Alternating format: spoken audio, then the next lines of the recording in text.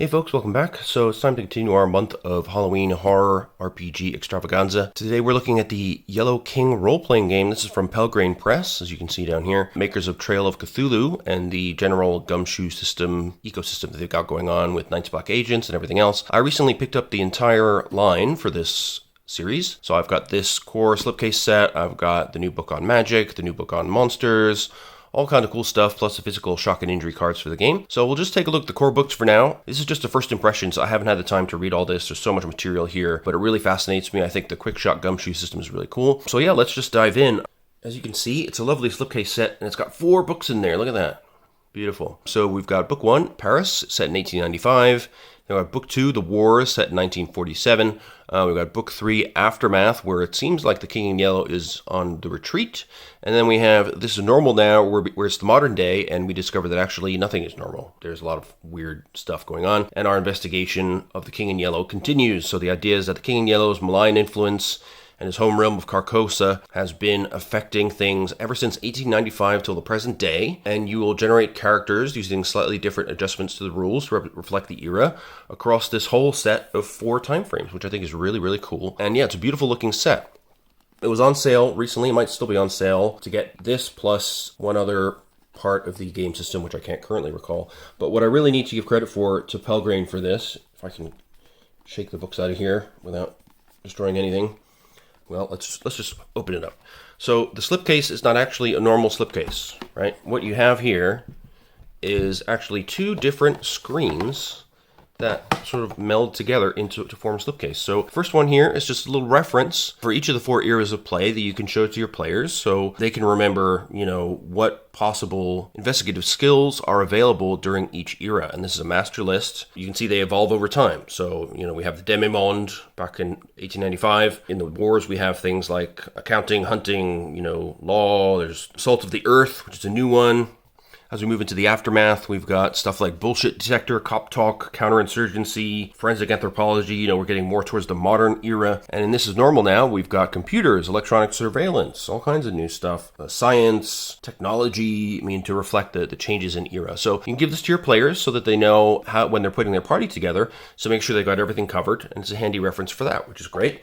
And then the bigger chunk of the slipcase is actually a GM screen. You've got a general ability quick reference here in the middle, which is really handy. So these are, notice these are shorter than you would have in the normal, like Trail of Cthulhu. There's less general abilities, but they do expand and change depending on the era. The game in general is a simpler system. It's a simpler version of Gumshoe, where rather than having hit point tracks and stability tracks and sanity tracks, you have shock or injury cards that you get depending on the outcomes of bad things. Shock cards represent your sort of mental damage, and injury cards represent physical damage, and you have various ways to get rid of them, but they usually involve, you have to go get patched up or do something to remedy a injury card, whereas a shock card, you'll have to do something to kind of reassert your grip on reality to discard it. But if at any point you have 3 of either kind of card in your hand, then your character dies in a purist game. In a pulp game, extend that to 4. But it's real simple, and the cards are really cool and very specific, surprisingly specific,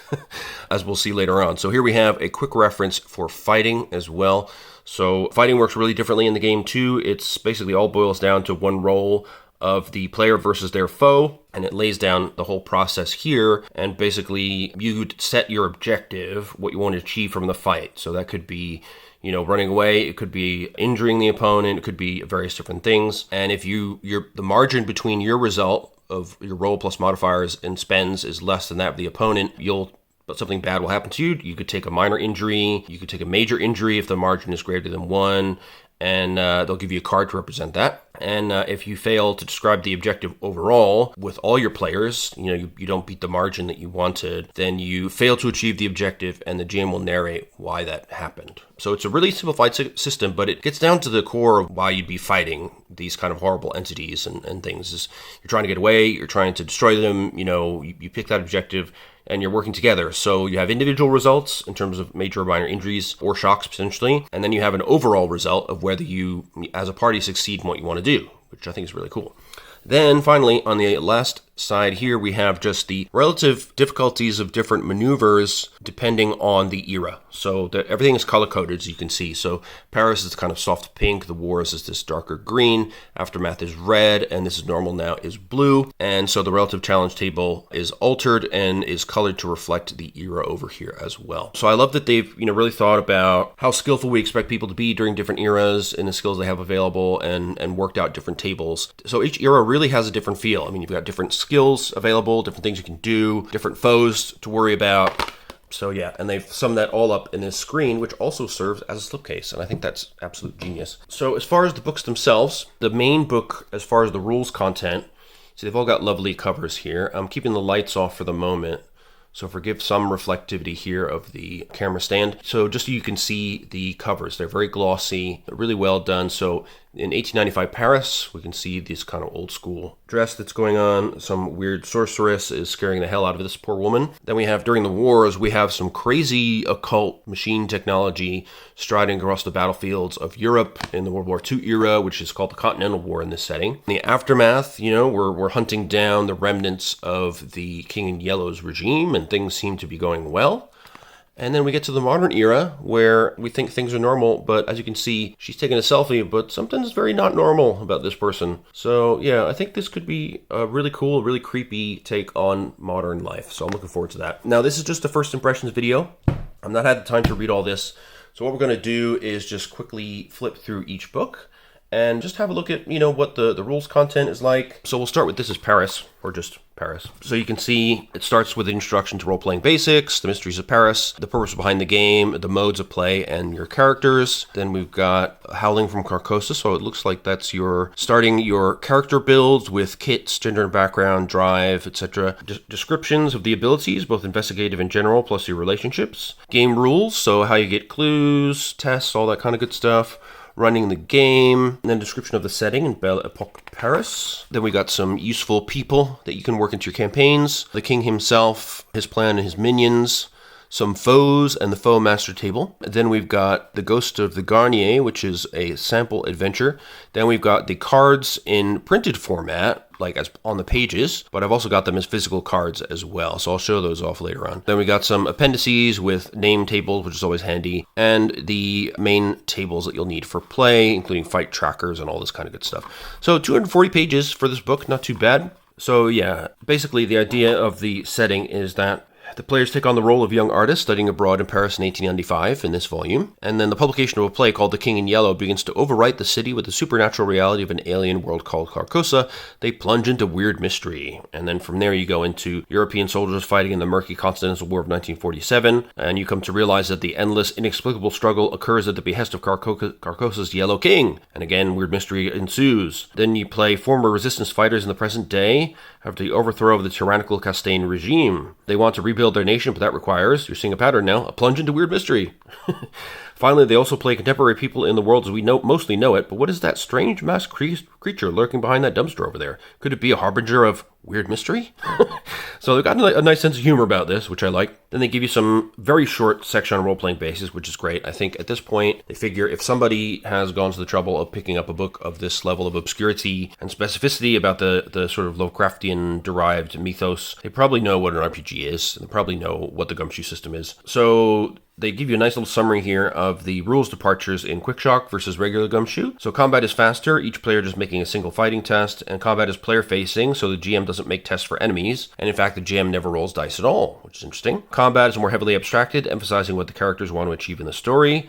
Health is no longer a resource, determining how close you are to dying. Characters who are hurt in combat or when encountering physical obstacles take injury cards, as we mentioned before, and they have effects on your abilities to do certain things. Stability isn't a resource, so instead, if you fail composure tests to resist enduring emotional harm, you take shock cards, which exert various effects, of course, just like injury cards. Characters die when they accumulate too many injury cards or leave play due to permanent mental strain when they accumulate too many shock cards. So that's the basics of QuickShock. To avoid confusion with standard Gumshoe, we sometimes highlight an unrule, a reminder that a rule you may have grown accustomed accustomed to does not apply in the QuickShock version. That's actually quite helpful for GUMSHOE GMs. We have 2 different modes of play, much like Trail of Cthulhu. We have horror mode, so you generally have a higher character death rate, and we have occult adventure mode, a little bit more forgiving, but still no Sunday promenade down to the cafe district, as they said. So in the Paris section of your series, you portray students of various arts, learning their craft and soaking in the sights and delights of the City of Lights. They begin play blissfully unaware of the alien supernatural dangers they are about to encounter. Okay, so characters are created by combining 1 item apiece from 2 sets of kits. So you have investigative kits, and they can be different kinds of architecture students. Bellatriste, they come with these investigative abilities. Landscape painter, muse, poet, portrait painter, and sculptor. And then you have general kits. So it reflects the most notable qualities, allowing them to take actions in the game world aside from information gathering. So you might be an athlete, a former cadet, a cool customer, a scrounger, a former med student, a tinkerer, raised on a farm, raised on the streets, or spent time in a factory, and these will give you points in your general ability list. And you can also build somebody from scratch by allocating 32 points between the 10 general abilities. So a group of experienced gumshoe hands almost undoubtedly prefers to skip the kits and move right to scratch building, but it's really nice that you can just basically grab one of these, and then grab one of these, and have a character. And given that, these have a nice spread of investigator abilities, just make sure as a group that you cover all of the relevant investigative abilities between you, and then you're off and running, basically. Players may modify their kits, move around any number of points, so long as the total remains 32. Warn them that they may regret it if the whole group lacks crucial ability like first aid or preparedness. Fair enough. Survival can depend on composure and fighting. Going below 6 in either can shorten a character's lifespan. Health isn't as vital to survival and doesn't come up as often as they might be used to if you're used to gumshoe. So all these numbers above apply to horror mode. If you're in occult adventure mode, increase composure and fighting ratings of each kit by 1 apiece, and add 1 to the 2 highest rated abilities other than composure and fighting. And the custom build, therefore, you have 36 points instead of 32. Gender and background is interesting because, it's 1895, so obviously a lot of things were not allowed for women to do, for example, and they point out that, because this is an alt history, it's not real history, you can decide either to, depict things as they really were and try and understand that feeling and how terrible it must have been for characters of minority persuasion, or you can adopt an aspirational portrayal where these things are kind of in the background but don't really affect you in the day-to-day, and it's just up to what the players find more fun. Also, because it's a horror game, they bring up the X card protocol. If anybody types X in the chat or holds up a card that says X on it, that means no questions asked. We immediately stop whatever is going on because it's ruining somebody's fun. It's too traumatic, it's too terrible, it's too disgusting, and you move on. And I think that's a great idea. You never ask them to justify it. You just say, okay, the X is up.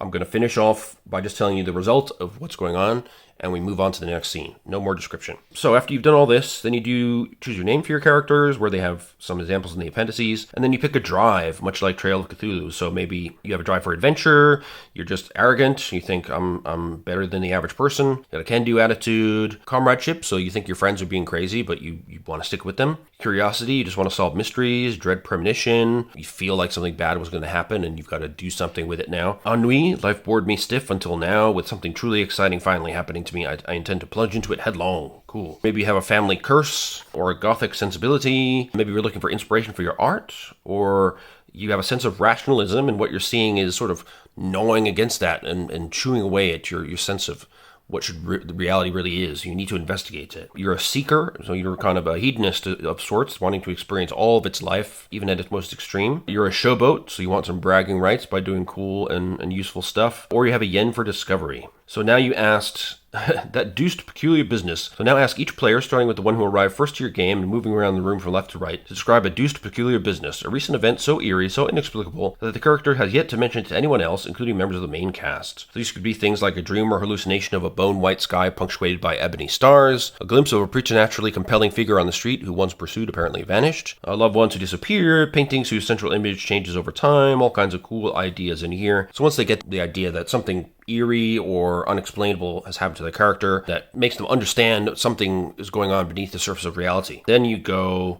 and work on general descriptions for the characters. So physical appearance, family history, reasons for coming to Paris, all that sort of stuff. Then starting with each player and moving around the seating order, ask each to pick the character in the group they most rely on and explain why. And they give an example here. So here you have an example party. They pick one of the other characters and relies on them for a particular reason, and they protect somebody else. So then you get this kind of chart of relationships between the characters in the party. So that creates group cohesion and sketches out their history together before the action begins. It's Quite a nice idea. Then we have the master list again of the investigative abilities for the era, which we won't dive into in detail. Then we have the ability to spend pushes. So you never have to spend pushes to get clues. This is Gumshoe we're talking about, but they can gain benefits tied to your investigative abilities. So for example, an art history push might let you get a painting you covet at a bargain price, establish a friendly prior relationship with a famous artist, deflate a bullying sculptor by exposing the technical flaws in his work, impress a snob with your fine taste, winning her confidence. You don't use pushes on general abilities, they're only on investigative abilities, and some shock and injury cards can be discarded because if they require you to spend a push. So the unrule here is that pushes replace investigative spends as you may know them from standard Gumshoe. You no longer allocate separate pool points to your various investigative abilities. So at each scenario you have 2 pushes. Unspent pushes do not roll over from one scenario to the next. Then we have descriptions of all the investigative abilities, which we will again just skim through.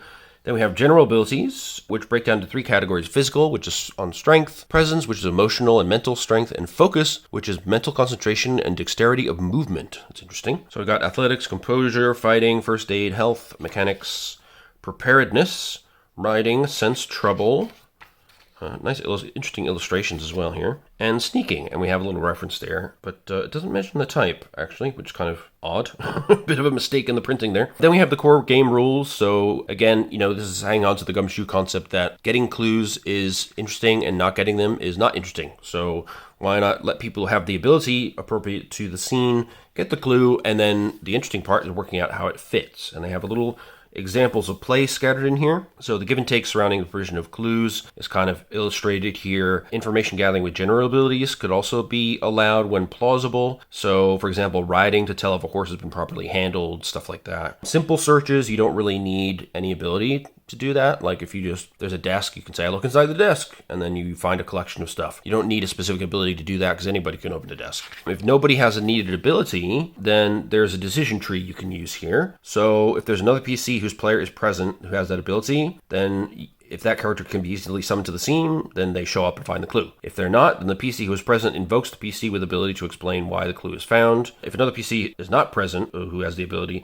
then players choose which of the PCs who there is revealed to have the ability. You kind of can allow players to gain investigative ability in situations where there's an important clue and nobody has it, and then you come up with an explanation like, I never mentioned this, but it just so happens that I do know my way around a camera. Now they got photography. Then there's leveraged or prerequisite clues. It's a piece of information which only makes sense when combined with a previous clue, and the previous clue in that pair is called a prerequisite clue. So sometimes you have clues that rely on each other to make any sense. And then you have a pipe clue, which is important to the solution, but only really that becomes clear much later in the scenario. So this is referring to screenwriting jargon, where the insertion of exposition that becomes relevant later is referred to as laying pipe.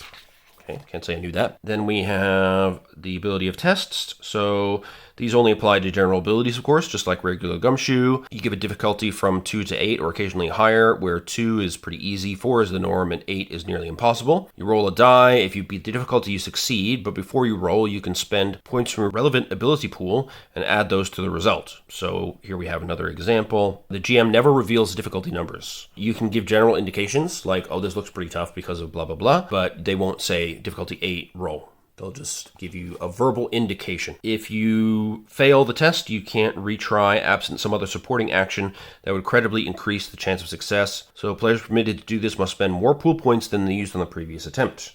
Those who can't afford it can't retry. There are also some modifiers that can happen in certain conditions, and you can have success at a price. So failure to overcome certain external obstacles can stall the plot. So to avoid that, you might say that the group or character fails forward. So they've done something incorrectly, but they've got just enough to kind of keep the story going. They just have to pay a bit of a price. By the way, some creepy stuff going on here. Woman with a trunk covered in blood. Some tarot cards with Yellow King influence going on. If you have a rating in general ability, even if it's 0, you can still make a test, but your result will just be the unmodified die roll. So the most difficulty you could beat would be 6. Then in some cases, you will need to calculate the margin. So that's the difference between the difficulty and the result, either positive or negative. Then there's piggybacking. So a group of characters can act in concert to perform the task together. Designate one to take the lead. That character makes a test, spending any number of their pool points, and all of the characters pay 1 point from the relevant pools in order to gain the benefit of the leader's actions. But these points are not added to the character's die result. So you can gain a benefit from what they've done, but it's not actually helping them to succeed. You can have 2 players cooperate towards a single goal. They agree which of them is undertaking a task and which is assisting. The leader may spend any number of points from her pool, and the assistant may pay any number of points from his pool. All but one of these is applied to the die roll. You get a 1 point penalty, basically, but you could both get to add to the pools. So, okay. Occasionally you want to create a task where, absent a weird and blundering choice on the part of the characters certainly succeed. In this case, you simply charge the characters a number of points from relevant general ability pools called a spend. Very occasionally, PCs compete to see who best performs a task. Each makes a test, and the character with the highest result wins. If the results tie the character with the higher pool overall, then the higher rating wins. If all these factors come out even, the characters tie no matter how weird that might be. That's interesting. Okay, then the GM should never call for tests that don't advance the story. Some injury and shock cards allow you to discard the card or gain some other benefit on a successful test, a test relevant to the storyline. Benefits are not available if the player initiates a test unrelated to the current action in a clearly gratuitous attempt to trigger them. Even if you need to get rid of that card that's in your hand, it might kill you. It has to be story relevant to make that test. You can't just request one to try and get rid of it. Then we have the different time intervals, which is similar to what we find in Gumshoe. We have interval sessions, scenarios, world time, and game time are not the same thing, of course. Refreshing points and pushes. So pushes refresh to 2 per player at the start of each scenario. General ability pools return to the value of their ratings at the start of each scenario. This assumes a scenario to take 1 or 2 sessions to complete. In longer scenarios, you build in moments which allow general pools to refresh. Occasionally, you can have partial refreshes. So these are marked with the number of points regained. So in a 2-point refresh, characters can top up their pools by 2 points. They never allow characters to increase their pools above their ratings. One type of partial refresh is the whew. It emulates the moment of relief in a narrative when the trepidation surrounding a daunting circumstance turns out to be nothing. Whew! That gives you a 2-point refresh. That most often applies to composure. So then there's fighting. So here's how we do the fighting scenes. Again, it's quite odd compared to Gumshoe, so I won't go into this in too much detail. But basically, players refer to their collective objective, which will be kill, render helpless. So basically, you want the other team to be out of action, not necessarily dead. If it's kill, you want everybody on the other side to be dead. If you gain surrender, you want to keep fighting until everyone on the other side agrees to be taken into custody in exchange for a promise of fair treatment. Not all combatants will willingly surrender, of course, especially if they're monsters or whatever. You want to beat them up, but walk away, leaving them badly hurt but not dead. You just want to block them from getting past you. You want to drive them away from whatever you're doing, so they flee into the darkness.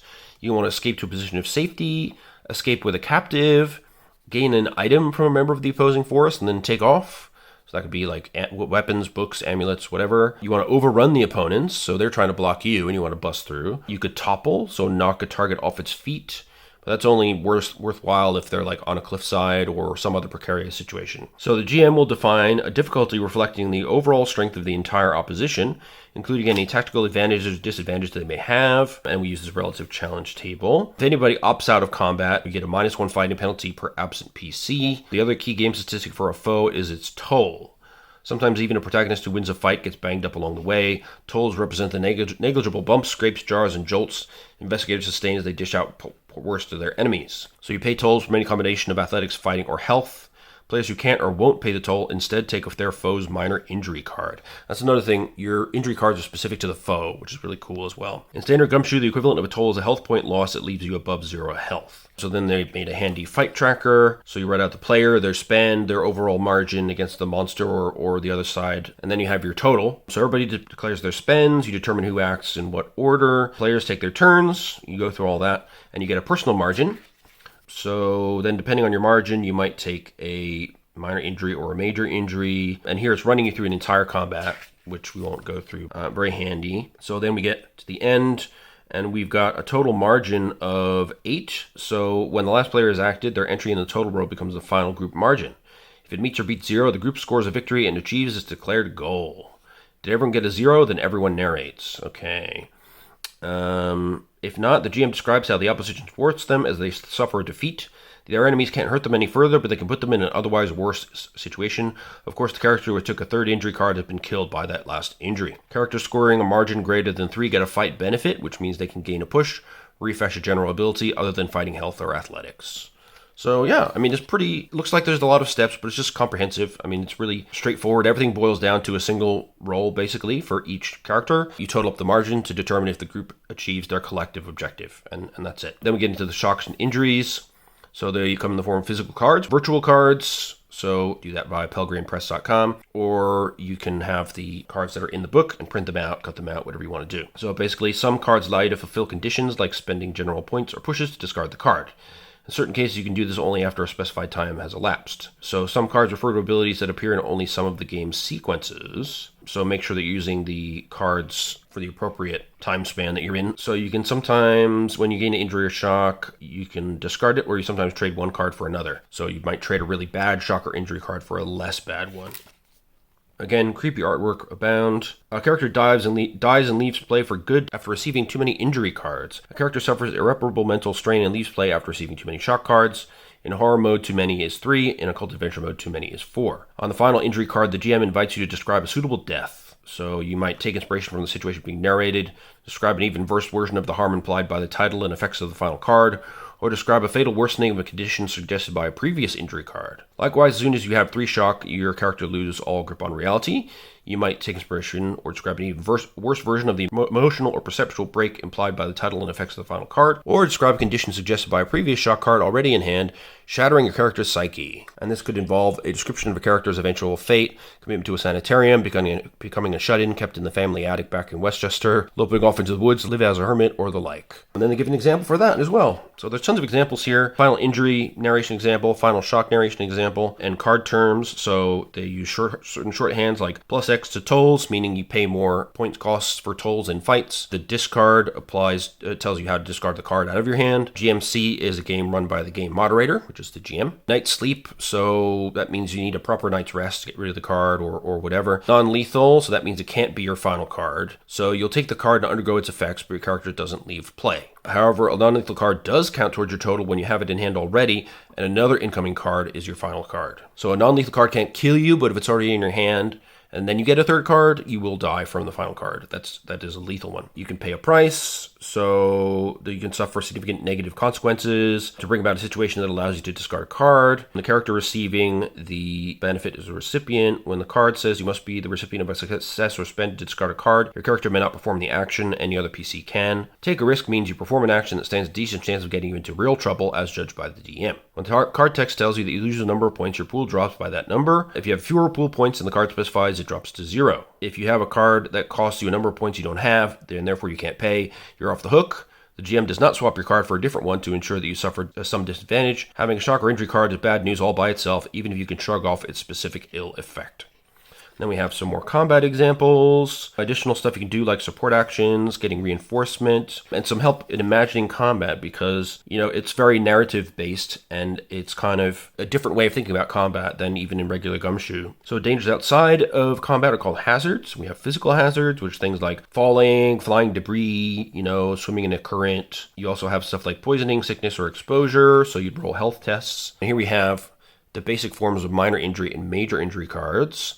And then we have specific cards for cases of seasickness. So woozy, injury, non-lethal, you can't make pushes, discard when you leave the boat. Okay, fair enough. If you're seasick, but you got a major injury, Poseidon's Wrath, injury, non-lethal, you can't make pushes, -2 to all tests except preparedness, discard when you leave the boat. That gives you a good example of what these cards look like when you're dealing with hazards. And then we have some situation samples here. Cobra Strike, the difficulty, the ability you'd be testing, the minor injury that's relevant, and the major injury that's relevant. So again, they make things very easy for you to remember with these handy tables. And there's quite a lot of these. So these are mental hazards. You require composure tests, and on success, you don't take a shock card. On failure with a margin of 1, you get a minor shock. On a margin of 2 or more, you take a major shock. So much like the injuries, but you're testing composure instead of health. And again, you have a large list of possible shock cards from mental hazards. So for example, you enter an area where Carcosa overlaps with our own world. That'd be difficulty 5 composure test. Minor shock would be must have been hallucination. Major shock would be reality collapse. Sounds bad. So regaining pushes and pull points and improving abilities. At the conclusion of each scenario, each character gains 1 improvement point. You can save them and spend them later or spend them right away. If you spend 2 improvement points, you can gain a new investigative ability. You may add points to a general ability, including those rated at 0, gaining 1 rating point for each improvement point spent. And pool points are an abstraction representing the way that characters get their own time in the spotlight in the course of an ensemble drama. They do not represent a resource, tangible or otherwise. Players are aware of them, but characters are not. So remember, this is, it's a narrative way to represent the character having a moment where they can really use their key skills to get past the baddie or to do the right thing. But it's not a literal example of, you have X amount of stamina or whatever. It's just a way to make that mechanic work in a narrative way in the course of gameplay. So then we have running the game tips for the GM. So the interwoven scenario versus serial scenarios. how to set up your first episodes where your character is kind of just becoming aware of the unnatural nature of their situation, how to spin off into further mysteries, a little sort of tracker to keep track of what was the last thing to happen to each character that gave them a spotlight. So make sure that you spotlight every character at some point during the scenario so they're not just sitting around. Coming up with good hooks for the next scenario, starting with alien truths, and setting up aftermath, which is of course later on in the series. Antagonist reactions, so the story will be partially dictated by what the antagonists choose to do, not just what the characters choose to do, and they give examples of that. So they might, destroy evidence, you try to investigate them, or they might attack witnesses, or try to divert you by attacking something that has nothing to do with what their real plans are. Then dealing with subplots, equalizing face time for character subplots, maintaining genre tropes. Then we have our descriptions of Paris in 1895.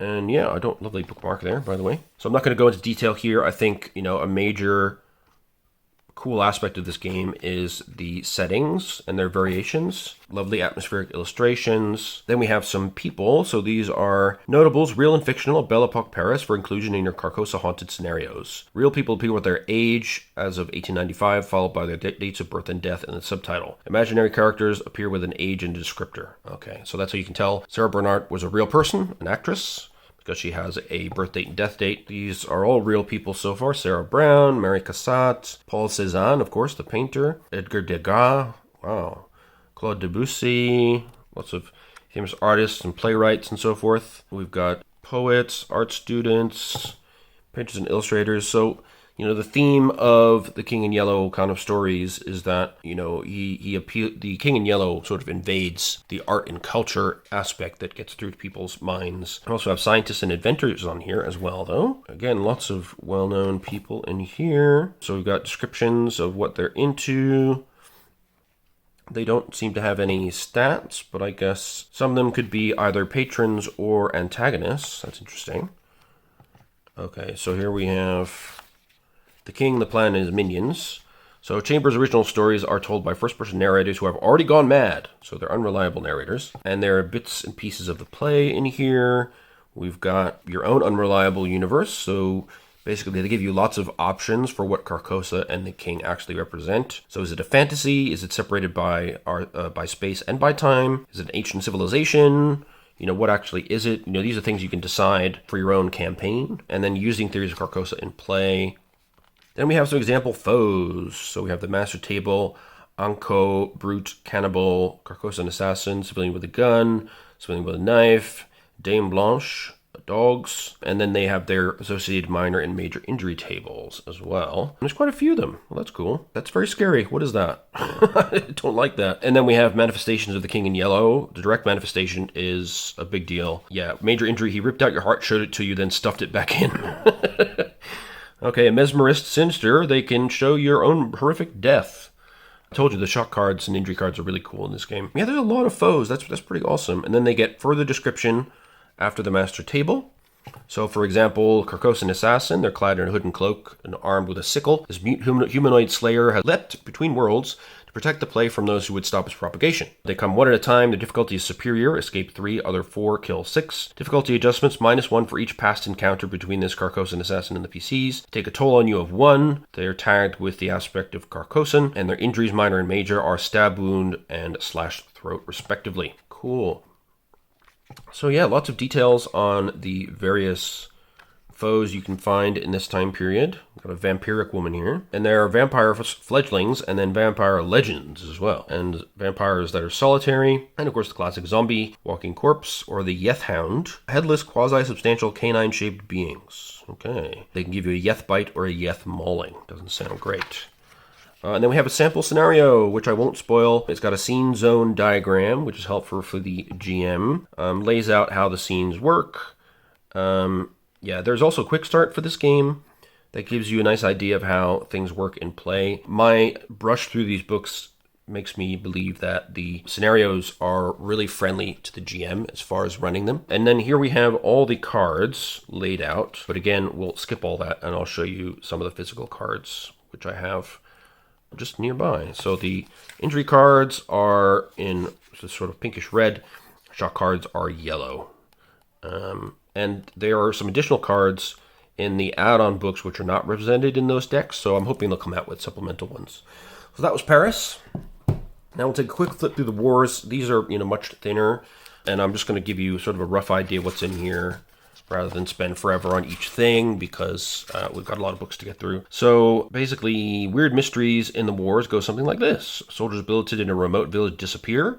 The locals are too frightened to tell the truth. The squad investigates reports that a brilliant but eccentric loyalist commander has gone rogue. So there's different examples of how you can find weirdness to involve the squads in. So basically, players are portraying a squadron of fighters fighting on the European battlefield of 1947. They unravel supernatural mysteries arising from the Carcosan phenomenon that generated this alternate reality. The struggle represents not one specific war from our timeline, but all of them from 1914 on. Okay. In a typical episode, the squad faces both a conventional military problem and a weird mystery stemming from the increased influence of the Yellow King over the world. So that basically indicates that despite the best efforts in Belle Epoque Paris, the King in Yellow continues to expand his influence. So character generation is a little bit different. You will pick your premise. So you'll be a kind of shadow squadron. They are a core of a unit specializing in reverse camouflage operations. So they stage scenes meant to be picked up by enemy reconnaissance using props and stagecraft to make it seem as if key positions are occupied by forces that are in fact non-existent. Or they could report for execution. The characters are released from the military duties to submit themselves for execution, but instead choose to seek freedom and safety elsewhere. Or they could be a military police unit.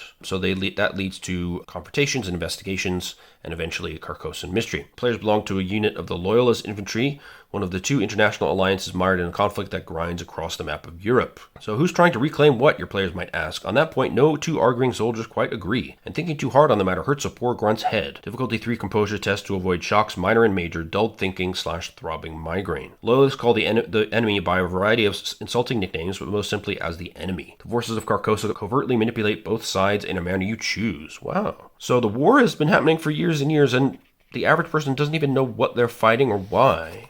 That's really interesting. Of course, we have some new investigative kits, lieutenants, private of different occupations, medical student, merchant, peasant, photographer, or you could be a sergeant, or you could be a writer, private, and you can carry on from the Paris sequence as well if you want to, and they sort of draw lines between the equivalents of what you were in Paris to what you'd be in the wars. Then you have the general kits. You can modify the kits. You will have a total of 54 points in horror mode and 60 for occult adventure mode. And just remind players that composure, battlefield, and fighting are survival abilities. They likely want to spend 6 to 8 points on each. Don't forget that. So these are your kits: Bruiser, Conscience, Fox, Ghost, Grease Monkey, Mathematician, or Recruit, or Tactician, or of course you can use the 54 points for horror mode or 60 for occult adventure if you want to do a specialized build. Then you do your names, your drives, which could be for advancement in the military, seeking approval, just being competitive, comradeship again, seeking decoration, so you're looking for a medal for your exploits to be remembered. Family tradition, so you're from a family of soldiers. Financial ambition, so you want to come out with some kind of opportunity from this war. You got a funny feeling something weird is going on. You want to preserve your honor. You saw a monster. You have an occult fascination, a passion for order, and you hate chaos, which of course the war represents. Patriotism, you're a problem solver. Rationalism, which is kind of evolution of a similar motivation from the Paris setting. The madness of battle has destroyed my ethos.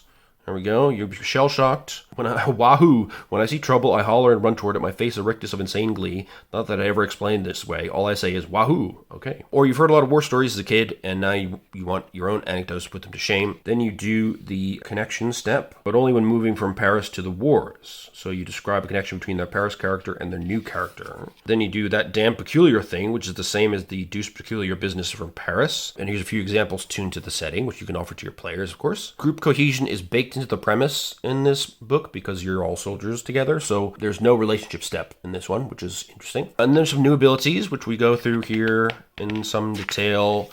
So flattery, humanities, interrogation, intimidation, medicine, nice atmospheric, looks like some kind of code machine, military logistics, military science, terrain, salt of the earth.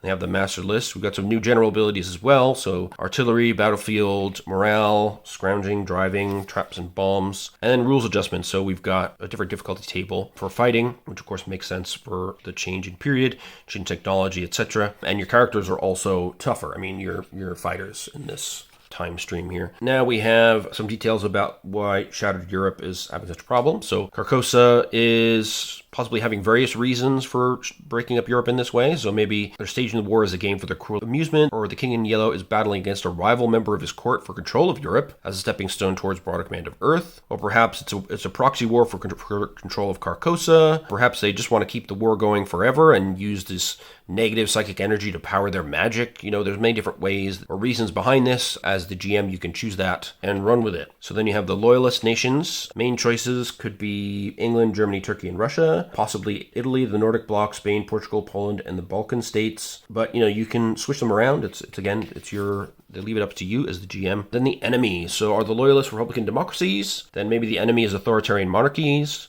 Or maybe the loyalists are actually autocratic and they fight Republicans. Or maybe the enemy call themselves exoterics after their embrace of occult wisdom. And in fact, both sides driven by alien magic. So there could be all kinds of weird stuff. And that since the timeline is warped, you can kind of work backwards to work out what's going on in the rest of the world. So you've had a lot of freedom to decide an alternate history here. Then you want to pick the battle fronts where you'll be mainly focused on. And then, so you're basically assumed to take place near the front lines in loyalist-controlled territory. And that can shift as the progress of war ebbs and flows. So you might, take part in an offensive or find themselves under fire or other forms of skirmish scale combat, and you're vulnerable to air power wherever you go. And they get into a little bit of the fighting culture. So we've got the mental and physical hazards of war. So there's new shock cards to represent, you see a weapon do something eerie or impossible. You'd have to get a composure roll of 3. Minor would be disbelief, and a major shock would be weird weapon trauma. So you got some new stuff there, and a bunch more over here. So your ship taking on water, you get a sinking feeling or you might panic. You consume human flesh. Okay, you can get minor shock would be tastes like chicken. Major would be a crossed line. You take part in a mass execution or war crime, and there's a double dot there to indicate +3 if the victims are innocent civilians. And if you get a major shock from that, you've committed an atrocity, and you got to deal with it. War hazards, so these are battlefield tests. So injuries they can't weave, duck, and dive their way out of are resisted with health. So again, you have difficulty, the specific danger, and the minor and major threats. So now you have new stuff here like influenza, machine gun fire, which could be bruised while taking cover to sprayed with bullets. You could be hit with mortar fire, getting ringing ears, or hurled and scorched. You can get lung damage or lightheaded from poison gas. There's tons of new stuff in here because of the overarching battlefield environment, which is really cool. Certain injury cards gained from fighter hazards can be traded under conditions specified in their text entries for less punitive secondary cards. These are impediment, patched up, permanent injury, dazed, recovering, shut up good, still crispy, or cough, choke, and splutter. Then we have some new hazards as well, like tetanus, which I didn't mention before. So Carcosan influence has altered the development of military technology. So there's going to be lots of weird weapons that defy regular description. There will be equipment that defies natural law and can be explained only as the inbreak of a supernatural reality into our own. This is known as weird weapons, a term used in the text of certain shock cards. Okay. I've got a diagram of something strange here, stalker components. So these are heavily armored land vehicles bashed through unfavorable terrain, not on treads, but on thick legs of reinforced metal powered by arcane hydraulics. Known as stalkers, they strike deep terror into the hearts of foot soldiers. My goodness. And there are a few different models of those with machine guns and large cannons as well. Okay.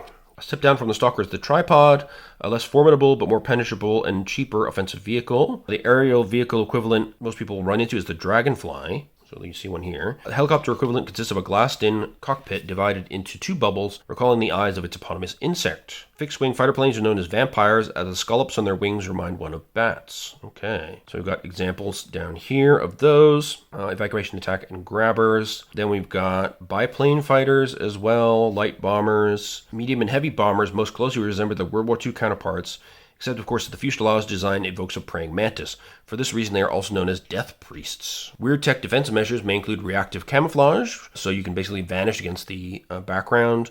Air torpedoes, subsonic barrage. Okay, so a sound inaudible to the human ear that stresses the metabolism of enemy fighter pilots and troops on the ground. Wow. There's also naval nightmares, so we have torpedo boats, mine layers, minesweepers, corvettes, frigates, destroyers, all the way up to battleships. And then dreadnoughts, which are amphibious battleships designed to walk on land on gigantic legs. The appearance of dreadnoughts stomping from the sea onto shore might occur in the climactic sessions of your war sequence, signaling the upshift to the conflict's shattering final days. Wow. And we've got some examples of weird weapons. Hyalic resonance detector. Yeah, lots of strange stuff from the influence of Carcosa. Here we've got a dragonfly diagram, pilot cockpit, co-pilot cockpit, Lumo stabilizers, there's the yellow sign, loft wings, rotor caps, a bit like the ornithopter from Dune, but more creepy. They do have a bomb bay and landing bays, and they have a rotor axis up there, presumably to make the wings flap, and they've got aft guns in the butt of the dragonfly there. The wailing Medusa, so this is some kind of living mine. Creepy. We have all sorts of weird weapons, Holly clusters, anti-submarine death charges, seekers, which are marine mines that sniff out the psychic trails left by human fear. A device called Lord of Poitou detects enemy radar pings and follows them to their source, racking the sending vessel with bioelectronic interference. Yikes. And then we have different classes of submarines. So today's submarine engines run on Black Star diesel, a fuel infused with an energetic bonding solution made possible by Carcosan science. Should the investigators perform a chemical analysis, they may find that it contains trace elements of human, horse, and leech blood, plus several substances undocumented in journals of chemistry. So Captain Nemo and his Nautilus was a real person in this timeline. Should the investigators learn of the parallel realities created by the King in Yellow, they may also look into this discrepancy and wonder what to make of it. Interesting. So by learning about things like Captain Nemo and that he exists sometimes and sometimes doesn't, and there are discrepancies in his history, could allow them to question reality a bit more. And then we have small arms. So discouragers, they have supernatural bullets in some special forces. So discouragers are bullets that implant a psychic revulsion against crossing enemy lines. Quislings, which implant a compulsion to betray superiors. Suppurators, which inject the wound with parasites that leak a distressing black ichor and interfere with the immune system. Or white sky rounds, which induce an inhibition against attacking Carcossans. Injury cards for these ammo types appear in war hazards. Wow. Then we have new grenade types as well. So we've got stinkers, horrifying smell of putrescence and excrescence. Ragers, a gas releasing a hormone, ramping up the fight or flight reflex. Okay. Concussors, emitting a non-fatal incapacitating electrical field. And nightmares disperse low-level Carcossan radiation sheathed in fungal spores. Yikes. Then we've got terrifying terrain, including blackened corpses, olive drab fabric floating through the air, the uniforms of vaporized men, toppled gravestones, unearthly yellow-blue flame, clouds of brown and green mixing together overhead. There's loads of examples of terrifying, horrible stuff. The sky turning pink as the sun drops prematurely behind the mountains. A god-awful clattering emanates from the poplars. You can see that someone has tied empty mess tins, hundreds of them, to the tree's branches. Yikes. All right, so this all sounds real creepy. Definitely an escalation from Paris. So we have supernatural creatures. So Carcossans, they come from Carcosa, and they fight to assist one of the competing sides of the conflict at the behest of the King in Yellow or one of his daughters. War spawn exists only in our world, and they result from the interaction of horrific battlefield conditions and the eerie energy of Carcosa. Earthly foes get flagged as mundane. A new profile entry, the encounter style, indicates the role they play in scenarios. A primary enemy takes a major role. A secondary enemy crops up as another symptom of wartime chaos. So then we got our master list of foes again, from the Duchess of Death to grave grinders, hedgehogs, red medics, soul butchers, stalkers, war horses, weeping mines. What's his name? Yikes. Yeah, this seems like a pretty troubling escalation from the previous setting. We'll look at one. We'll look at the Soul Butcher, an insubstantial Carcossan spirit that migrates to our world to bend soldiers' minds until they commit atrocities. Preys on frontline soldiers and rear echelon commanders alike. They haunt groups of soldiers, slowly chipping away at their sense of reality, pushing them towards ever more terrible acts. So they generally test a prospective victim with a subtle distortion before going for the full consciousness-shattering illusion. They can't be fought physically, so they must forge a link to an object associated with a grim or frightening local legend. To permanently banish a Soul Butcher back to Carcosa, an investigator must find, identify, and destroy this anchor object. Wow, so they are trying to generate distressing illusions or large-scale perceptual distortions that lead to the creation of atrocities. Then we have the Stalkers, light, heavy, and ultra heavy. We've got Swarms. We've got Weeping Mines. He's really depressed about this. Poor guy. My God. And then we have some people as well. So in the wars, the squad probably moves to a new location at the beginning of each scenario. So very few GM characters will continue from one episode to the next. So you'll often create one-off characters. Okay, but there's some examples here. And then there's some comrades just to add flavor. An endless supply of fellow soldiers meeting gruesome fates. So there's lots of short descriptions of potential comrades in arms that could die horribly. We've got the generals. We've got French heroes. You don't want them to stand in the way of the player characters, basically. And there's some example French heroes that might inspire your adventurers or help them get out of a jam. Foreign war heroes. There's black marketeers who are taking advantage of the chaos and trying to smuggle black market medicines and other things around. They get caught, they get the death penalty, but the profit is pretty significant. Brothel keepers, always a good business for soldiers. And a few examples there. Some random villagers. Oh, yeah, that looks bad. Then we have peasants in the countryside, mainly farm folk. Not everything has to have Hitler in it. That's a nice sidebar there. So your alternate version of a high-level Nazi might be an obscure nobody, still twisted by hatred and anti-Semitism, but unable to leverage those impulses into power.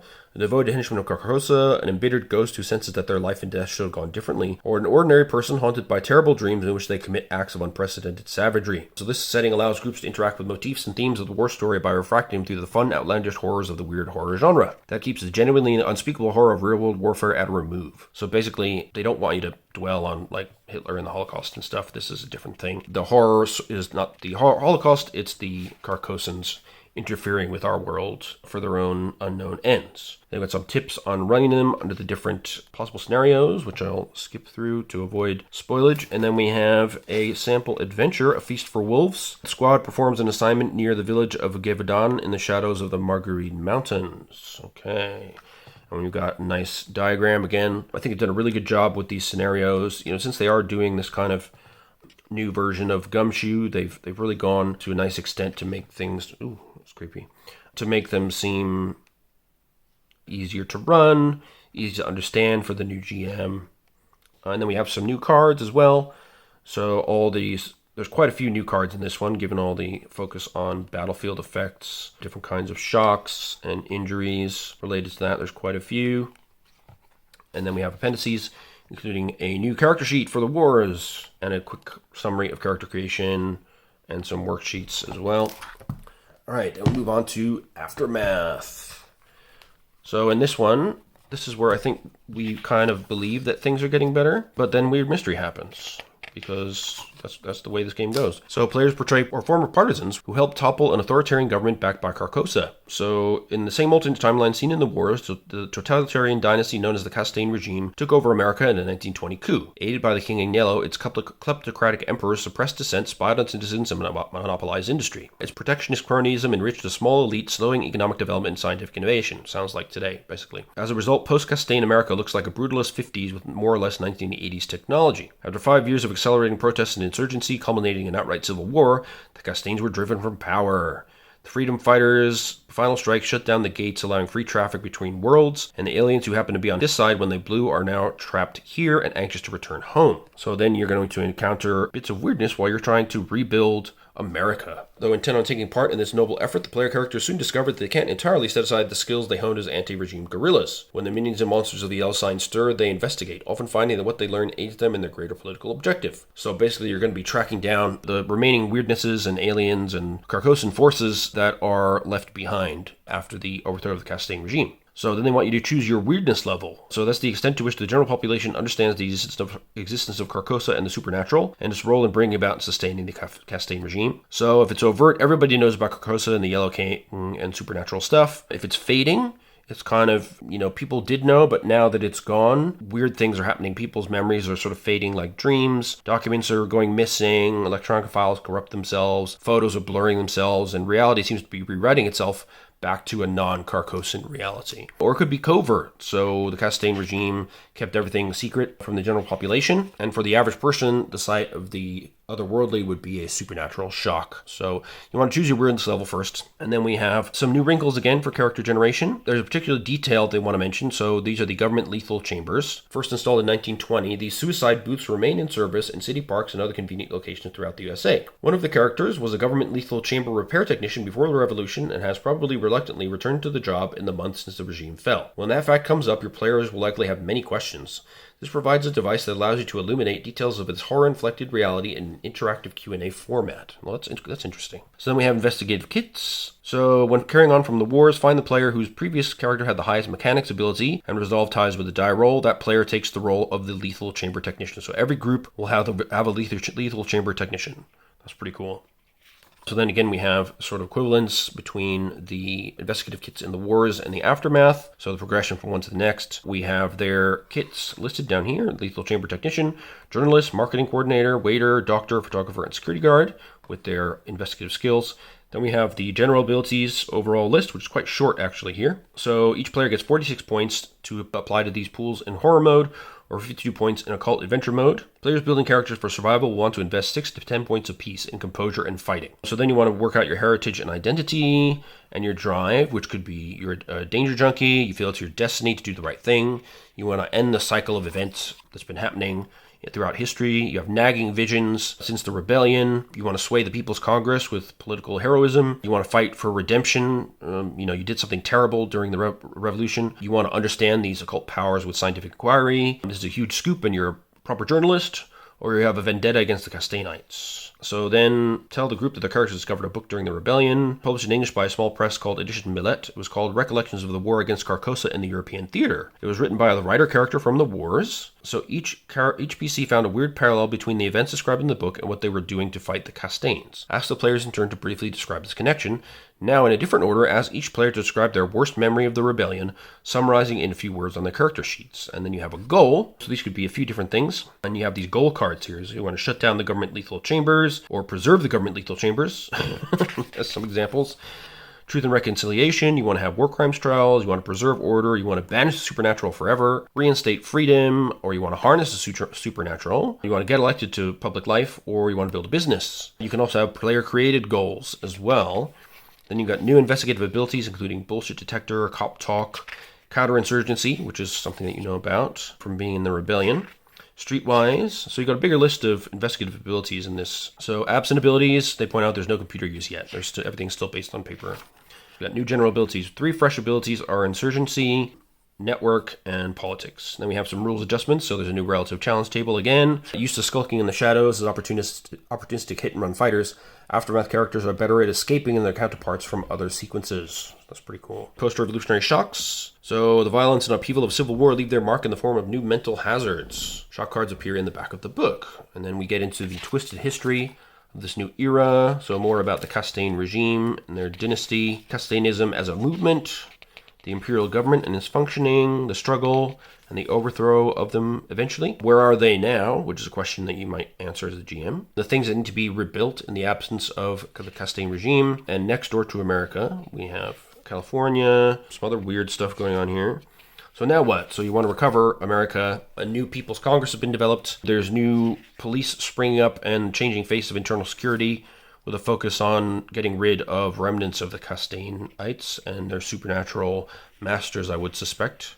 It seems to be overriding the yellow sign on this previous sympathizer. Yeah, so there's different factions as well. The All for Ones, they're loosely inspired by Marxism. We've got the commercialists, so they're kind of crony capitalists. We've got the Guardians, they want a strong security state. The Home Lords, they want the restricted government, so they're kind of like the sovereign citizen types you get today. We've got Initiators, they want to think up a novel democracy. You've got the Mercantilists, who want to maintain economic continuity. You've got the Originalists, who want to return to the American Constitution of 1919, or possibly 1910 just to be safe. And you have the Renouncers, who want to restore civil society by the only means that will truly heal it, forgiveness and reconciliation. People are tired of being spied on, and the strong security state others desire will inevitably turn into Castainism with different buttons on its uniform. Oh, that's cool. So there's a lot of politics in this, in the whole game really, but especially in this incarnation. You've got sympathies and antipathies between these different factions, and your players might be members of different factions or be sympathetic to different degrees. So the ex-rebels will pursue their chosen goal as civilians, and that can be any of these or player-created goals. And when in a scenario, you interweave 2 elements, which would be the mystery of the current scenario and scenes that further the overarching narrative in which the team moves toward or is pushed back from the achievement of their overall goal. The group reaches its goal or concludes the sequence and moves on to a new goal when it receives a certain number of goal points. So for a series of around 7 to 9 scenarios, use a goal point total of 7. For a shorter series, use 5 or even 4. For a somewhat longer series, bump it up to 8 or 9. For an epic-length series, just as of Aftermath Mysteries, keep the target at 7 and have them reset to a new goal each time they reach it until the point where you want to wrap up. Interesting. So once you achieve one goal, you can switch to another one and keep on rolling. So we also have chit and hit cards. Okay, so what is that? As they investigate mysteries, the player opportunities to get opportunities to advance their subplots. If they succeed or make the smart choice, they gain a chit. a card representing a favor or benefit they can later leverage toward their goal. They're never forced to choose between solving the mystery and gaining a chit. Instead, these elements dovetail. Often by solving the mystery, they earn the gratitude of a person with clout, represented by the chit. Unlike injuries and shocks, chits go to the entire group and provide a number of goal points. Okay, so here's some examples of chits. So they give some flavor text and rules text if they have any effect on the rules. And then the value at the bottom is how many goal points it awards. So these again appear at the end of the book. And those are not printed in physical form, by the way. You can also get hits. So failures or unwise decisions made during a scenario's political subplot can saddle the group with hit cards. All right. And these could also be opening challenges for a scenario. That's cool. And you can also rewrite titles and text for chit and hit cards to just keep things sort of relevant to what's happening for your characters. Castaigne Kids Club. Oh god, this is all very creepy. Let me turn the page now. What if my players hate politics? This is a good question. Okay, so makes politics accessible to players who like to plan and build. The card collection mechanism turns the process into a measurable resource collecting exercise, amping up its gamer appeal. Oh, okay, I could see that. So it's saying that even if you're not into politics as a thing, the way it's presented in this gaming system should make it more enjoyable even if you're not a political kind of person, because you're out there collecting chits, avoiding hits, trying to reach goal points, and that, helps your characters achieve their goals. So scenario elements should include some kind of crisis, an alien truth, an opportunity to gain chit cards, and risks that might give them hit cards that imperil their goal. I'm quite impressed by how different each of these books is from the other. So then you have the option of Sweet Victory if you get all your chit cards and goal points needed to shut down your goal card. And then you can decide whether that marks a transition into the final book that's normal now, or to stick around, pick up a new goal, and carrying forward from there. So then we have the technologies of the era, which include the government lethal chambers, how they work, blades. Oh, wow, okay. Must be really horrible if it's blades and not gas. Okay. Then there's weapons of the old regime that are stuck around. So we got needler guns with a potent cocktail of neurotoxins. Gross. Mangler guns, neurotoxic rounds that explode on contact. The toxin has immediately and fatally shut down the nervous system if you die by a mangler hit. Yikes. They can also cause nausea, paranoia, anxiety, and auditory hallucinations. A pain baton delivers a debilitating shock via hand-to-hand combat. A full-on strike buckles the knees, then drives the fallen target into the fetal position. Ooh, boy, that sounds bad. A kambuk is a hard resin whip used by riot police to command obedience. The brain stopper, a modified grenade, emits energy waves that deal a disruptive neural shock. Troops could be immunized from its effects by intense mental training. Okay, so they're illegal now. Forget-me-do, a specialized toxin, can be delivered via a needle or dart or in capsule form. It floods the brain's memory centers, rooting out and destroying recently formed recollections, usually referred to as FMDs. Unusually, they test composure, difficulty 4, but result in an injury. There's something really terrifying happening here. I don't like that. Aversion bracelets. So induces a dizzying anxiety whenever the wearer sees a yellow sign. So to keep people from falling back into Carcosan influence. A loyalty chip, so compel obedience from its operatives. Penny-sized yellow ceramic version of the yellow sign in the subject's fatty tissues. A goodbye bomb. Okay, it sits inside a housing and falls apart on detonation. So, okay, it'll kill one person in an office, wound the person sitting at the next desk, and do nothing to anyone further away. Sounds pretty terrible. The reed ball. Spherical levitating reed ball about the size of a fist. It appears to bear a black-yellow sign when viewed from any angle. Alright. The operator removes it from its stainless steel carrying case while forming a mental image of a person he has met face-to-face within the last 3 days. The reed ball then travels through the air at a speed of 65 kph and a maximum altitude of 75 meters, navigating ably around obstacles until it unerringly locates the chosen target. Once within 30 meters, it spits out fibrous, thumb-sized projectiles that look and feel like yellow spheres sculpted from coconut husks. The projectiles strike with the force of bullets. The reed ball records the short-term memories of any victim struck by a reed ball bullet, transmitting them instantly to the operator via a telepathic link. The user gains total recall of the last 6 hours of GMC victims' memories. Wow. Okay, so that is an incredibly useful tool for a spy regime. And we have the tuner, a set of brass knuckles that harmonizes with a large black plastic earpiece powered by a watch battery. The tuner takes over the user's voluntary muscle system, puppeting their bodies through a sequence of moves that reacts to and anticipates an opponent's blows and feints. Wow, lots of cool, weird technology. We've got some cool new people as well, which I won't spoil too much of. We got some politicians, we got the press, got other ex-partisans, we got criminals, parageometry aptitude test. Okay. We got cops, we got business interests springing up, we got regular folks. Yeah, plenty of NPCs to work with here, and then we got some new foes. So Carcosan's war spawn, which came into being during the Castaigne years. So it's not native to Carcosa, but used as that background energy to manifest. A hybrid, so this is an artificial being created on Earth, but with Carcosan magical technology. Then we have humans, relic. So these are cryptozoological creatures, and veterans, a person or sapient entity that fought during the uprising or in another armed conflict. We've got another big list of new foe profiles, including cancer bags, Carcosan wet workers, lawn folk reanimates, revanchist goons, shatterlings, sphex, thermosaur, yeah, all kinds of interesting stuff. All right, let's see what a cancer bag is. Genetically modified Carcosan carnivore resembles a burlap sack capable of locomotion. The creatures sweat highly carcinogenic spore-like micronodules. They don't do much but move from place to place, attack small prey animals, and defend themselves from threats. Castaigne scientists altered them so that they obey the mental commands of individuals who concentrate heavily on them while in visual range and holding a yellow sign emblem. So they're used as delayed reaction hard to detect a murder weapon. Impel a cancer bag to hide in a dissident's home, and by the time you next file a quarterly report, you've taken care of your subject. Wow. So a slow, horrible death of cancer awaits you. That's bad. Yeah, so this is a really creepy and interesting setting, much like the others, but I love that each setting is creepy in its own particular way. There's a great deal of variety here. And then we got an intro scenario, Sleeping Dogs. So you can run it as a one-shot if you skip the goal. It has a lovely scene zone diagram as per the others. Color coding for different types of scenes, which is great. So you have core scenes and alternate scenes, color coded appropriately. Again, really GM friendly, even if you're relatively new. You have antagonist and hazard scenes. They've got new cards, shock cards, a bunch of those. New injury cards to mark all those weird new weapons. Pain baton tap, pain baton hit. Neural hemorrhage, aversion bracelet 2 and 1. Read ball hit or read ball graze. All kinds of terrible things. Yeah, not great. And then we got chits for your goals. Quite a few of those. And then we got the hit cards, which you don't want to get. They set you back from your goals. And again, for the avoidance of spoilies, I'll skip those. And then we got a new Aftermath character sheet. Note how simple the character sheets are in this game as well. Really not too much to take on, even for new role players. And then we've got some reference material, relative challenge tables, post-revolutionary shocks, group matrix, investigability worksheet, and your index. Finally, here we are at This Is Normal Now, the final volume of overall scenario pack. We got the creepy woman in the selfie there.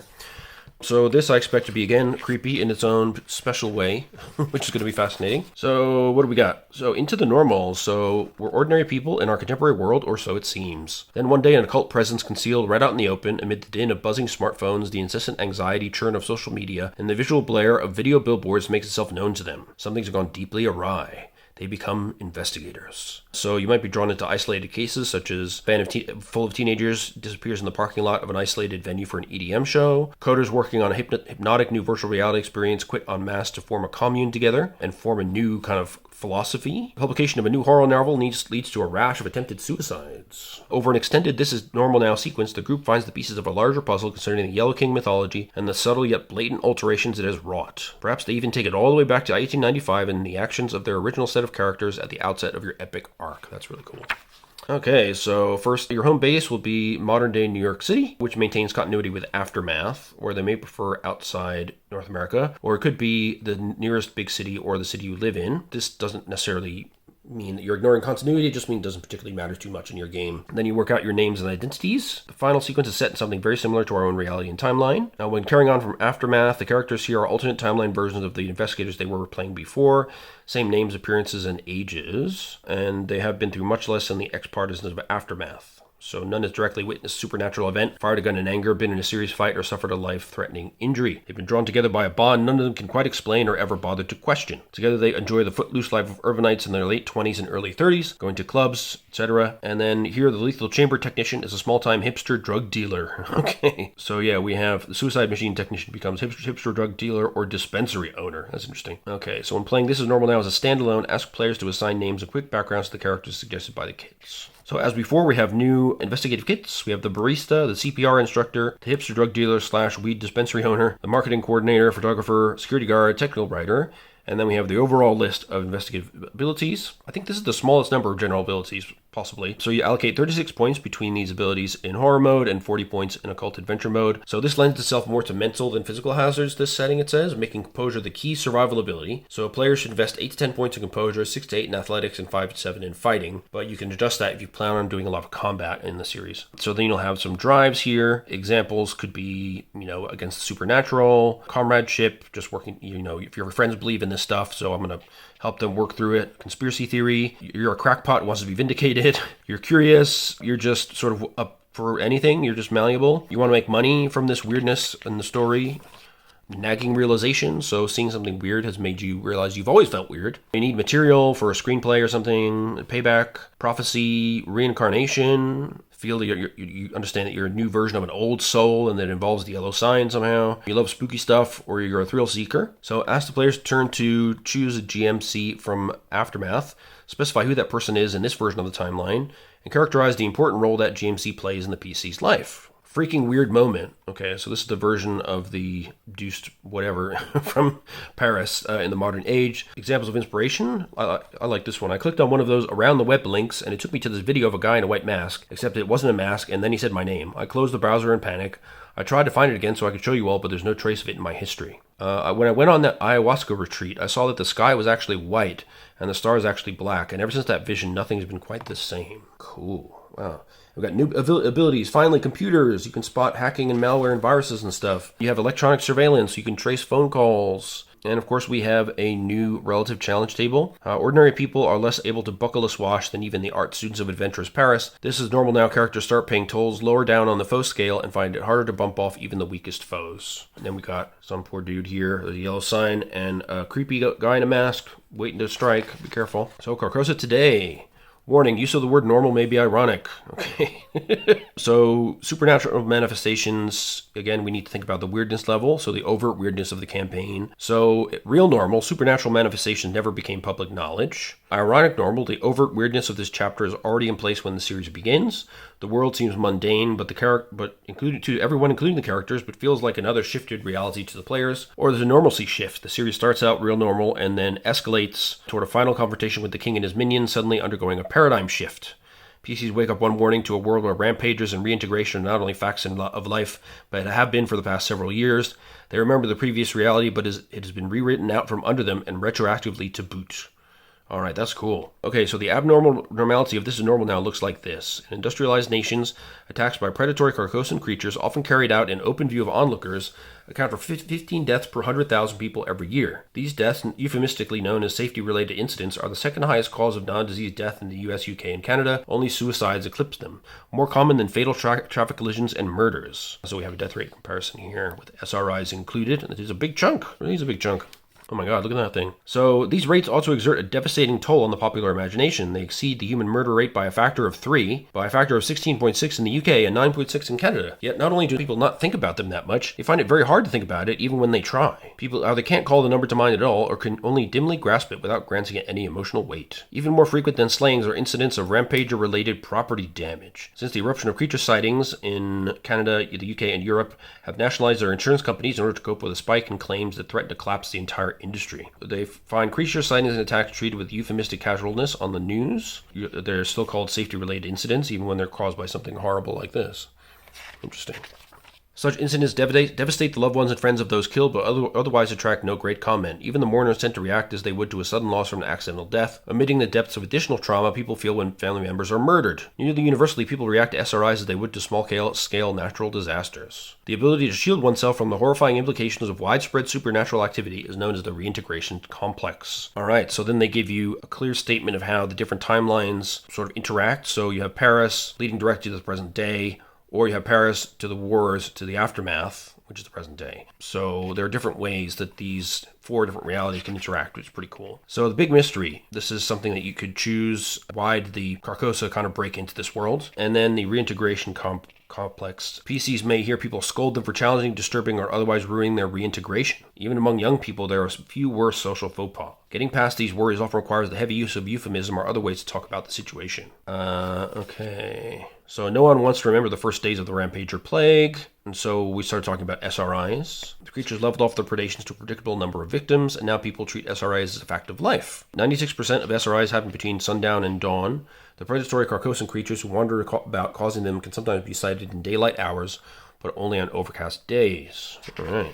Then we have some new organizations. So Absinthe is the first farmer social company. They sell apps, self-help books, and classes intended to build customers' mental defenses. They've been accused of using cookie tracking services to monitor individual web searches, blah, blah, blah. And they manufacture the medication Akasor, which is prescribed for general depression as well as difficulties maintaining one's reintegration. Wow, so people are drugging themselves to avoid the reality of the horribleness of the situation. Black Star. So this is the paramilitary organization that will enter and clear Rampager lairs, rescue not yet devoured VIPs, and clean up the evidentiary mess later.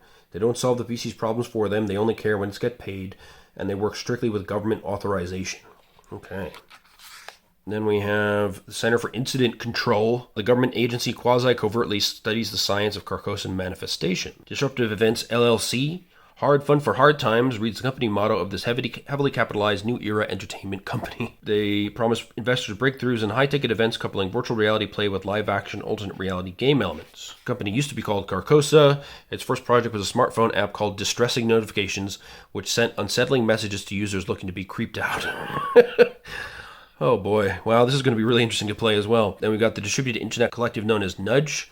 Schrodinger's conspiracy, it either does or doesn't exist depending on who's looking. Could be a hoax, could be a performance art project, could be promotion for a film, like viral marketing, or a recruitment campaign for a secret agency looking for computer literate loners. Interesting. Sapient, tech startup looking for artificial intelligence. We've got Strategic Allocation Association. So they argue that more study is taken before acting against SRIs.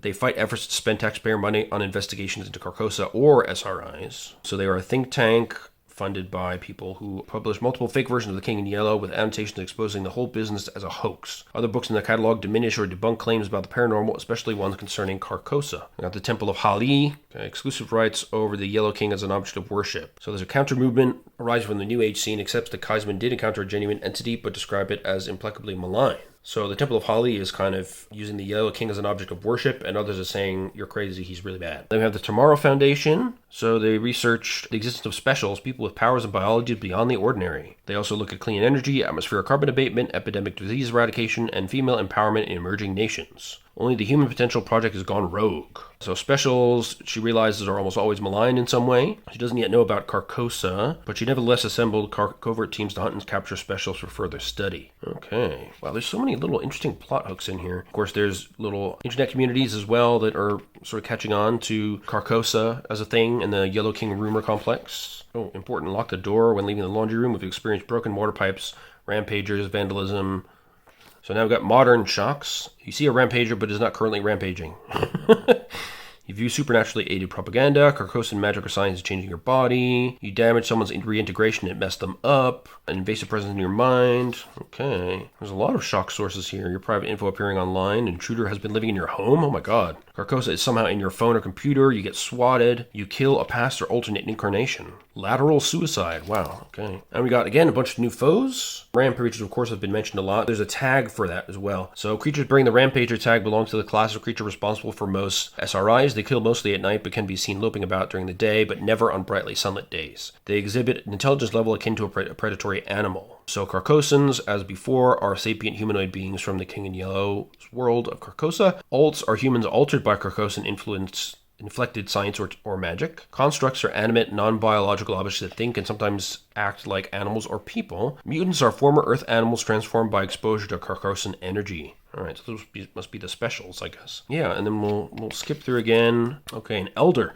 Human senior citizens infected by a Carcosan fungal brain parasite. So the parasite psionically wires the brains of its host together, gaining the serial battery power needed to override the wills and identities of ordinary minds. So it takes over the brains of 4 to 12 retirement home residents. Okay, so this allows the elders to psychically imprison their own loved ones nearby, endlessly ready to visit and run errands, transform other people entirely into idealized versions of their loved ones, who again then remain with or near the elders, providing the emotional comfort they crave, and the parasite feeds upon. The hive mind arrangement also allows each elder to telepathically communicate with the others, emit a neurologically damaging energy pulse, fight with superhuman strength, and impel their mentally enslaved loved ones to defend them. Sounds disgusting. And they can do psi pulses and psi blasts as well. They've got fleeners, followers, the discarnate ghost of a dead Carcosan, glow dogs, hordlings, hunger worms, rampagers, 8-foot-tall collection of luminescent blobs arranged in a rough, off-shifting bipedal structure. Can manifest a mouth of long, dagger-like teeth in any of its constituent blobs. Yikes. Difficulty is superior. Difficulty -1 if anybody carries the yellow sign, +1 if cornered, +2 if PC killed a foe with a rampager tagged this episode, +1 if any PC ever did so, and a total of 2 as well. And a rampager bite seems bad. Don't want that. We've got sludgers, slitherers, soul takers. That sounds bad. Stands. Mutated by contact with Carcosa, people that have the psychic ability to track and punish people who offend them on the internet. Oh my god. I've got vectors, altered human, almost certainly a man who gained a specific set of psychic powers from deep exposure to Carcosan propaganda and now uses them to spread an extremist agenda. Cool. I don't like it. Alright, then we got some people. Corporates and functionaries, people out in the town. Oh, that's cool. She's so casual drinking her red wine in front of the yellow sign. Very funny. Law enforcement people, we got, there's an absinthe Omicron facility clearance badge. Demographic reach. Problems users will solve with the product include desire for alternate information, insomnia, restlessness, lifestyle dysphoria, and fear they may be mirrored by alternate versions dwelling in adjacent realities. Wow, so yeah, this company is serious business. From randos to heroes is the kind of storyline for running the normal. Creating scenarios, so you find premises by combining Carcosa with new communication platforms, fresh trends, shocking art expressions, cognitive dissonance, denial of reality, the accelerating capacity for power to concentrate itself, and any headline that makes the world seem dizzying, corrupt, and unfamiliar. Cool. Of course, you'll need a familiar structure, you'll need a hook, an alien truth, an antagonist reaction, and a climax as well. And then we have some more information about the Court of the Yellow King. So we'll try not to spoil that. More information about Carcosa, the Lake of Hali, the Black Stars, Desolate Shores, the city itself. And then we have the GM Masterclass, including advice on weaving all 4 of these different games together, which is cool. And yeah, interweaving the sequences, ways to make sure you can have parallel and alternate lives. Very, very cool. Then we have some tips for card design. Discard conditions, time conditions, events and actions for discards. Trade downs instead of discards. Combine conditions. Okay, the last 30 injury cards appearing in this book originated in our Cthulhu, Night's Black Agents, and the Esoterrorist conversion PDFs. Use them as inspiration for your own cards or unmodified for foes that you create. That's cool. And then we have, once again, Entanglement, a opening scenario for This Is Normal Now, with the scene zone diagram. And again, we have the color-coded scenario tags, which is brilliant. And we have little new stuff here, like pop-ups from the Facebook support team. So, we're getting a little bit of modernity in here. Smartphones and the dumbness of social media. Then we got some new cards. Tentacle Stun, Psi Blast, that's from the Elder that we read about before. Glow Dog Bites, Rampager Bites, -3 to your next test, -1 to subsequent physical and focus test. Anytime after your next test, trade for On the Mend as recipient of a difficulty 5 first aid success. Yikes. I have quite a few new cards in here as well. Dented Skull, you always fail physical tests, -2 to all other tests. After 4 hours of world time, trade for Seeing Stars. Okay, so that passes with time into a -2 on sense trouble test until end of session. Interesting. Oh, and then we've got shock cards, of course. So these could be pretty interesting because a lot of people are not going to be understanding that they're living in kind of a manufactured reality at this point.